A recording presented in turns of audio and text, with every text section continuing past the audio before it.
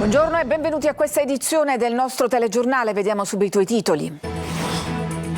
Follia a San Gregorio, imprenditore spara durante una festa di compleanno e uccide il figlio di 23 anni che era intervenuto per fermarlo, ferito anche un amico della vittima.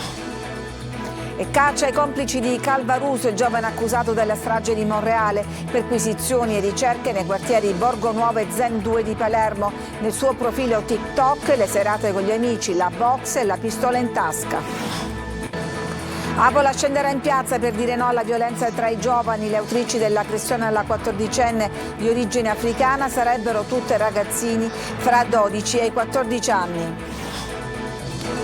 In manetta un altro dei fiancheggiatori di Matteo Messina Denaro, l'avvocato Antonio Messina, detto Sulimano, gestiva gli affari del boss ma doveva essere punito per un presunto tradimento. Prendere il largo su imbarcazioni sequestrate alla mafia è il progetto Albatros, il mare scuola di vita, dedicato a 10 studenti catanesi. Calcio, partita la prevendita dei biglietti per Catania-Giugliano di domenica al Massimino. Sul fronte squadra Toscano ritrova Quaini che ha scontato la giornata di squalifica.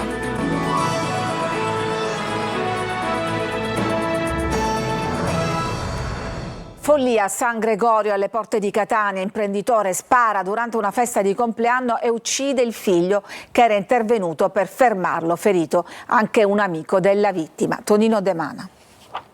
È stato arrestato per omicidio volontario l'imprenditore di 62 anni che ha ucciso il figlio Carlo Laverde, 23 anni, nel corso di una lite scoppiata poco prima di mezzanotte in una villa di San Gregorio. Durante la serata, organizzata al Civico 45 in una struttura utilizzata per eventi privati, il gestore della sala non avrebbe gradito l'atteggiamento di alcuni invitati e nel tentativo di riportare la calma avrebbe esploso alcuni colpi di pistola a scopo intimidatorio. È a quel punto che il figlio sarebbe intervenuto insieme ad altri per fermare il padre che nel parapiglia ha esploso altri colpi di pistola, uno dei quali ha raggiunto mortalmente il 23enne. L'altro proiettile ha ferito alla caviglia un 31enne che è stato trasportato all'ospedale Cannizzaro, da dove è stato poi dimesso con una prognosi di 15 giorni. Sul posto sono intervenuti i carabinieri della compagnia di Gravina ed i militari della sezione investigazioni scientifiche che hanno effettuato i rilievi del caso. Poca voglia di parlare, tanto sgomento per una famiglia particolarmente conosciuta a San Gregorio. Mi dispiace tanto a tutta la comunità sangregorese,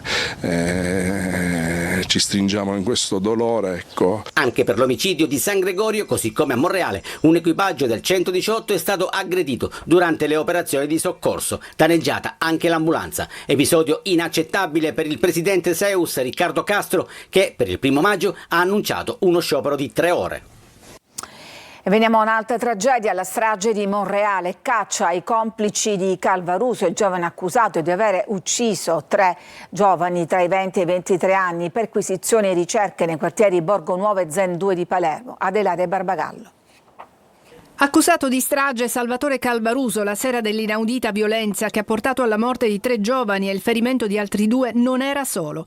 Dallo Zen di Palermo e dal quartiere Borgo Nuovo era partito con almeno altri 4 ragazzi. 2 sono stati già individuati e sono sotto torchio, ma gli inquirenti stanno dando la caccia a tutti i complici del 19enne. L'asfalto macchiato di sangue, le cui immagini sono sui social, ci raccontano la mattanza che poteva uccidere anche altre persone. Un centinaio erano presenti in strada. A sparare sarebbero stati almeno in 2. Nelle prossime ore l'incarico per l'autopsia sul corpo delle vittime. Un altro video mostra l'inizio della rissa, scoppiata pare per il rimprovero di alcuni ragazzi di Monreale ai coetanei di Palermo per il loro modo di guidare la moto. Perquisizioni a tappeto vengono svolte nei quartieri di Borgo Nuovo e Zen 2 per risalire ai complici e cercare le armi utilizzate.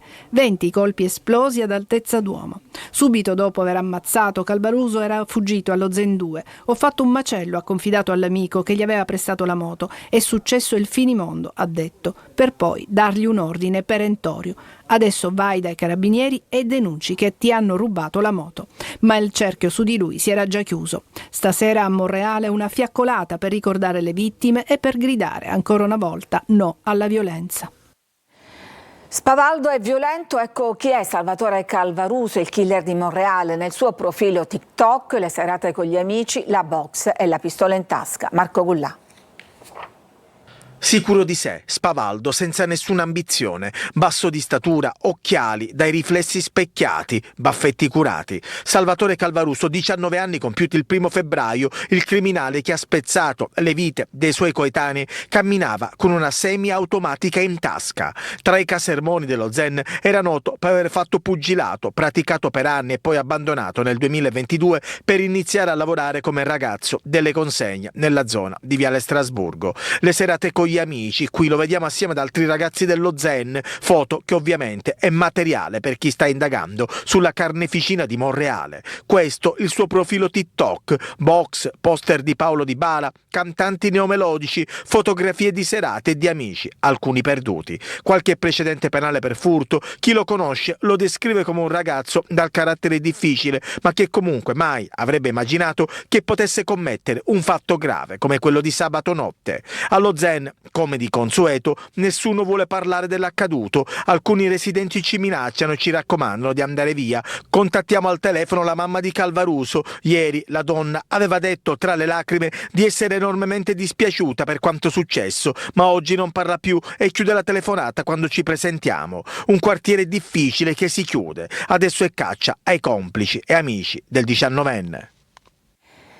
Mentre a Monreale si sparava, anche mio figlio ha rischiato di morire per una banale lite. Siamo disperati, lo racconta a Palermo una donna che sabato sera si è tappata in casa mentre un uomo sparava all'impazzata colpendo verande, finestre e balconi delle sue abitazioni a Passo Rigano. L'uomo, dopo una lite con la figlia della compagna e fidanzato, ha fatto fuoco sotto casa del giovane. Lo Stato italiano, svegliati, se succede qualcosa a mio figlio non me lo piango morto, mi vado a fare 20 anni di carcere, scrive il padre del ragazzo. Chi ha sparato a mio figlio è in giro libero, la legge italiana è uno schifo, dice testualmente l'uomo. E sulla sparatoria di Monreale è intervenuto l'ex procuratore Pietro Grasso. Oggi non si può pensare di combattere la mafia se non si risolvono i problemi sociali ed economici di questa terra. La violenza è anche frutto del disagio sociale e del malessere e deve essere la politica ad affrontare i problemi dei giovani, non tanto con norme che aggravano le pene, ma affrontando i problemi e cercando di risolverli. Lo ha detto a Palermo a margine dell'Assemblea Nazionale contro Mafia della CGIL. Mentre le immagini dei pestaggi continuano a rimbalzare in rete, domani mattina Avola scenderà in piazza per dire no alla violenza. Intanto sono stati identificati gli autori dell'aggressione alla 14enne, sono 5 i giovani coinvolti, 4 ragazze e un ragazzo tra i 12 e i 15 anni. Sentiamo Francesco Aloi. Un corteo per dire no alla violenza. Le strade di Avola nel siracusano domani mattina si riempiranno di ragazze e ragazzi, adolescenti della stessa età dei protagonisti di questi video diventati virali. Nelle immagini crude le aggressioni perpetrate da un gruppo di bulle, 4 ragazzine tra i 12 e i 14 anni. Per gli investigatori sarebbero loro le autrici del pestaggio dello scorso sabato. Vittima una 14enne di origine africana. Per lei, che è ancora sotto shock, spintoni, calci e insulti, anche razziali, da parte del branco, tutte contro una. Ma nella stessa sera, poco prima, c'era stata un'altra aggressione, sempre contro una coetanea. Una violenza gratuita mentre gli altri stanno a guardare, filmando tutto. Spettatori e complici di un episodio da instagrammare e rilanciare sui social, con gli inseparabili telefonini, nell'indifferenza totale. E proprio della deriva violenta di questi tempi si parlerà oggi a Focus alle 14.30. Dopo il TG, Eva Spampinata approfondirà l'argomento con il professore Eugenio Aguglia, ordinario di psichiatria dell'Università di Catania, e con Mariangela Di Gangi, educatrice e consigliera comunale di Palermo, che conosce bene la realtà dello Zen. Giovani con il cellulare in tasca e la pistola nell'altra. Se volete intervenire con vostre riflessioni potete inviare un messaggio al 342 745 5005, la trasmissione è anche in diretta streaming sul sito lasiciliaweb.it. E ancora altre notizie di cronaca, si allunga la rete di fiancheggiatori di Matteo Messina Denaro. L'ultima è l'avvocato Antonio Messina, avrebbe gestito gli affari del boss ma doveva essere punito per un tradimento. Laura Spanò. Per gli investigatori del Rossi che indagano sulla rete di fiancheggiatori della latitanza di Matteo Messina Denaro, l'avvocato Antonio Messina, 79 anni, arrestato stamani, avrebbe fatto parte di Cosa Nostra e lui, Solimano, citato nelle lettere che il latitante si scambiava con l'amante Laura Bonafede. Quel Solimano di merda ci ha distrutti, diceva sprezzante la maestra. I due avevano progettato anche di intimidire l'avvocato ritenendo che avesse violato accordi economici. Era stata la stessa Bonafede nelle sue dichiarazioni spontanee nel corso del processo che la vedeva imputata a dire che Solimano era Antonio Messina, zio del marito. A Messina il GIP ha concesso i domiciliari per l'età. L'avvocato avrebbe gestito i soldi della famiglia mafiosa di Campobello, garantendo a Messina Denaro il sostentamento economico durante la latitanza. La DDA di Palermo contesta all'avvocato l'associazione mafiosa. Non sono i primi guai giudiziari per l'avvocato, è stato condannato per traffico di droga e radiato dall'ordine professionale. Anziano massone insonne, dall'inchiesta coordinata dal procuratore Maurizio De Lucia e dall'aggiunto Paolo Guido emerge anche la volontà dell'avvocato di mettere le mani su un bene confiscato alla mafia a Campobello. Messina parla con il mafioso Giovanni Vassallo spiegandogli cosa si poteva fare in quei 10.000 metri quadrati sopra la circonvallazione. Dalla conversazione emerge che Messina voleva coinvolgere nel progetto di acquisizione del terreno altre persone e richiedere il bene come entità societaria o associazione no profit e informarsi sulla cessione del bene con un non meglio indicato assessore. Una studentessa spagnola di 22 anni è stata violentata in via Roma, nel centro di Palermo, la notte del 26 aprile mentre tornava a casa. Il responsabile, un tunisino, è stato arrestato. Domani i funerali di Leonardo, il quindicenne, morto cadendo dal tetto di uno stabilimento abbandonato a Mazara del Vallo. Gli investigatori hanno ricostruito gli ultimi momenti prima del tragico gioco. Laura Spanò.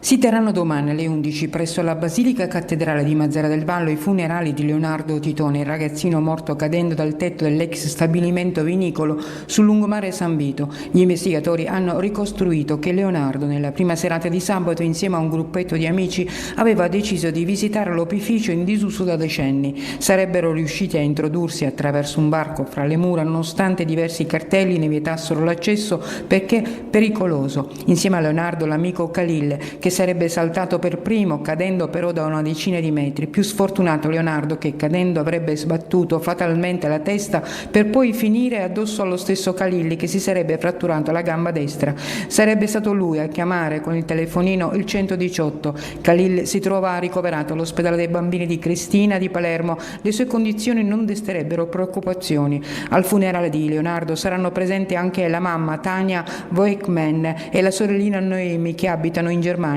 La procura di Marsala ha aperto un'inchiesta per omicidio colposo. Gli inquirenti stanno valutando se l'area, pur dichiarata inaccessibile, fosse realmente messa in sicurezza, dato che l'ingresso era facilmente raggiungibile con un passaggio praticato nella recinzione. Il procuratore aggiunto della Direzione Nazionale Antimafia, Michele Prestipino, è indagato a Caltanissetta per rivelazione di segreto d'ufficio. Avrebbe riferito notizie riservate sullo stato delle indagini, sulle cosche calabresi e sulle infiltrazioni dei clan nelle imprese del nord all'ex capo della polizia Gianni De Gennaro, ora presidente di Eurolink, il general contractor per la progettazione e la costruzione del ponte sullo Stretto, e a Francesco Gratteri, consulente della società per le questioni legate alla sicurezza. La conversazione sarebbe stata intercettata nell'ambito di un'inchiesta di Caltanissetta sul periodo delle stragi del 92. Prendere il largo su imbarcazioni sequestrate alla mafia, il progetto Albatros, il mare scuola di vita dedicato a 10 studenti catanesi. Simona Mazzone. Andare a vela non è un gioco. Allora perché lo facciamo? Forma il carattere, signor Preston, cosa di cui lei ha disperato bisogno. Non a caso il progetto si chiama Albatros, il mare scuola di vita, come la famosa pellicola del 96 diretta da Ridley Scott, dove l'Albatros, appunto, era la nave scuola, simbolo dei grandi valori della marina americana. Così da Catania salperanno il 2 maggio 3 imbarcazioni, oggi ormeggiate davanti alla Capitaneria di Porto, confiscate alla mafia e affidate alla Lega Navale Italiana. A bordo 10 studenti provenienti dall'Istituto Comprensivo Petrarca e dal Liceo Scientifico Galilei, che per 3 giorni saranno protagonisti di una straordinaria esperienza formativa in mare. In prima linea il sindaco di Catania, Trantino, con l'assessore alla pubblica istruzione Guzzardi e il delegato per la Sicilia della Lega Navale, contrammiraglio Catania. E abbiamo individuato la scuola Petrarca come scuola destinatario e secondo la formula del peer-to-peer, la scuola Galilei come scuola da cui arriveranno i docenti che sono altri adolescenti più grandi di quelli che poi riceveranno le lezioni, e quindi la possibilità di stare a mare, apprendere l'educazione, la cultura del rispetto che si deve negli spazi stretti di una barca. Un progetto a forte valenza educativa e sociale, non solo per contrastare la dispersione scolastica, ma soprattutto per promuovere i valori della legalità e della tradizione marinara. A Messina l'acqua è idonea ma non è stata dichiarata potabile, manca infatti la certificazione dell'ASP. Francesco Triolo. Acqua buona o acqua potabile? La differenza che passa è quello che da mesi, ormai 8, si chiedono i cittadini messinesi. La potabilità dell'acqua a Messina è diventato infatti un caso dopo che il sindaco lo scorso 5 settembre firmò l'ordinanza per l'immissione nella condotta dell'acqua di 5 nuovi pozzi individuati in quel periodo in piena emergenza siccità per tutta la regione. C'era da prendere una decisione e le analisi di laboratorio commissionate dal comune avevano dato esito positivo, ma mancava e manca ancora oggi la certificazione di idoneità alla potabilità da parte dell'ASP, l'unico ente che può rilasciarlo. Così il caso della potabilità dell'acqua a Messina ieri sera è finito addirittura in consiglio comunale, senza però che il sindaco Federico Basile e il direttore generale dell'ASP Giuseppe Cucci abbiano dato risposte secche, chiare. Quindi resta il nodo, un conto è l'acqua potabile, un conto quella idonea, e il punto è che quella certificazione dell'ASP in questi circa 8 mesi ancora non è arrivata. Solo nelle ultimissime ore, notizia fornita proprio durante il Consiglio Comunale, è arrivato un giudizio provvisorio di idoneità per uno dei 5 pozzi attivati a settembre, quello di Mili. Per altri 2 pozzi si attende l'esito delle analisi e così si è aperto un altro fronte, quello del costo dell'acqua. Il PD ha presentato un'interrogazione chiedendo che vengano abbassate le bollette perché il pagamento è dovuto per acqua conforme, idonea all'utilizzo umano, potabile. Cosa che oggi a Messina non c'è perché manca la certificazione dell'ASP. Ci fermiamo, c'è una pausa per la pubblicità, torniamo tra poco con una buona notizia per i lavoratori dell'Oda, l'Opera Diocesana di Catania. A tra poco.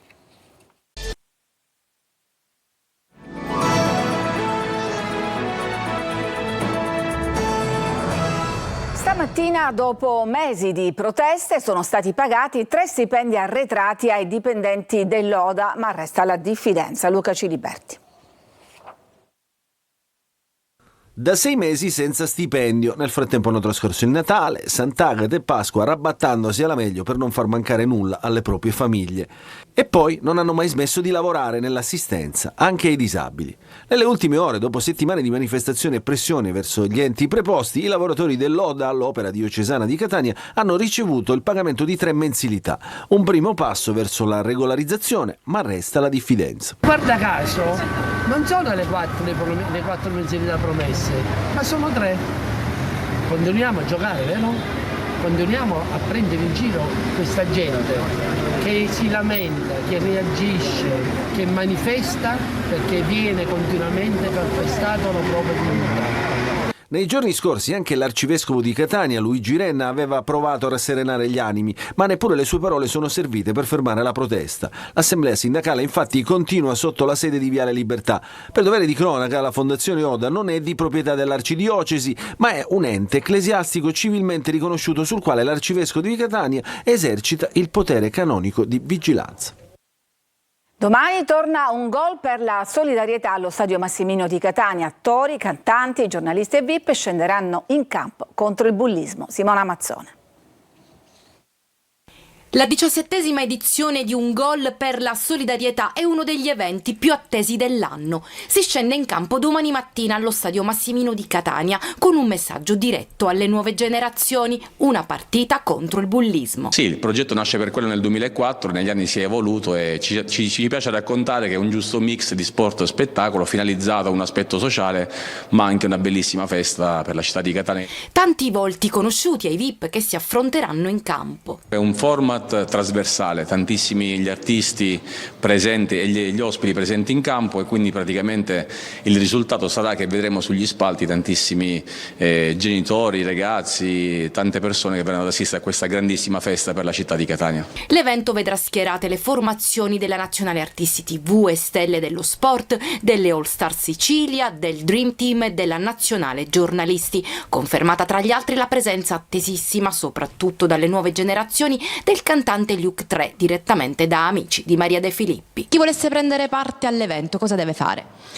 Allora, domani mattina dalle 8 in poi saranno aperti i botteghini di Piazza Spedini, appunto per poter consentire a chi vive fuori Catania di poter prendere parte all'evento. Quindi ci aspetta una grandissima giornata di sport e spettacolo, stadio pieno, e gli ultimi biglietti disponibili sono stati riservati appunto e saranno messi in vendita domani mattina alle 8 presso gli sportelli di Piazza Spedini.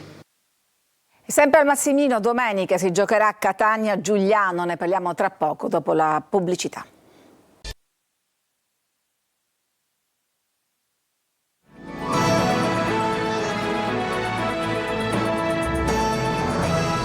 Siamo al calcio, partita la prevendita dei biglietti per Catania-Giugliano di domenica al Massimino. Sul fronte squadra Toscano ritrova Acquaini che ha scontato la giornata di squalifica. Francesco Triolo.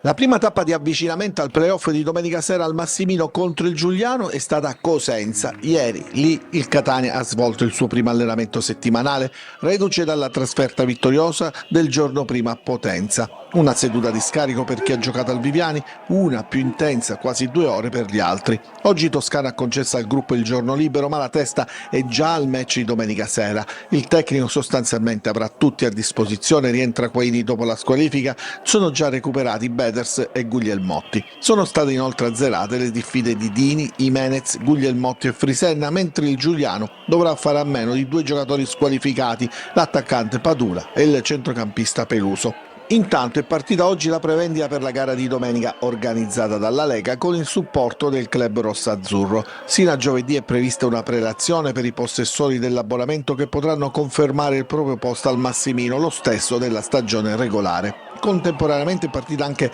la prevendita libera per i posti non occupati dagli abbonati. Giovedì gli eventuali biglietti lasciati liberi dagli abbonati verranno immessi nel circuito della vendita libera e saranno a disposizione di tutti. I prezzi sono gli stessi del campionato, in totale i biglietti a disposizione sono 19.800, facile prevedere il tutto esaurito per un match atteso da tutta la città. Il Catania ha 2 risultati a disposizione, vittoria o pareggio al 90°. In caso di superamento del turno, il Catania grazie al quinto posto giocherà in casa anche il secondo turno in programma mercoledì 7 maggio, sempre col vantaggio del doppio risultato. Ma intanto occorre pensare al Giuliano.